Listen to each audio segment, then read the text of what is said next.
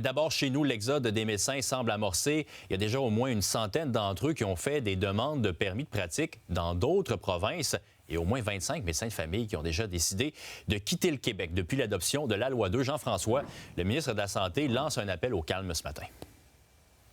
Oui, justement pour peut-être tenter d'endiguer cet exode-là. On parle d'une soixantaine de médecins qui auraient fait une demande de permis de pratique à l'Ontario, une quarantaine du côté du Nouveau-Brunswick et du côté du ministre de la Santé, Christian Dubé, bien, il rappelle que, d'une part, les mesures qui ont été adoptées dans la loi 2, ça va entrer en vigueur seulement à partir du 1er janvier 2026, qu'il y a du temps d'ici ce temps-là pour négocier, notamment du côté de primes. On sait que du côté de la FMOQ et du côté de la FMSQ, on ne veut pas discuter directement avec le ministre Christian Dubé en ce moment, mais lui croit que c'est important que les médecins attendent d'en apprendre un peu plus sur cette loi avant de prendre une décision.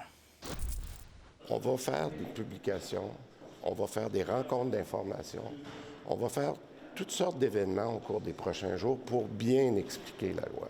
Puis moi, ce que je dirais aux médecins, je l'ai dit hier, je vais le redire aujourd'hui, je pense que c'est bon de prendre un petit peu de recul, d'attendre d'avoir toute l'information qui va être disponible dans les prochains jours. Tout l'objectif du projet de loi, c'est de prendre le même argent et de le distribuer de nouvelles façons pour qu'on donne plus de services aux cas urgents, donc aux Québécois. Donc, les Québécois là, devraient être rassurés. Oui, mais pendant ce temps-là, il y a un autre premier ministre en Ontario, Doug Ford, lui, qui regarde les médecins du Québec, qui fait hey, venez-vous-en.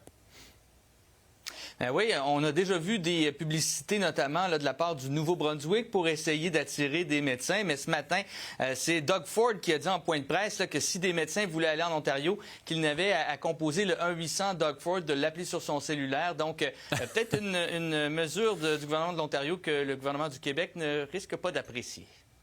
Merci beaucoup, Jean-François.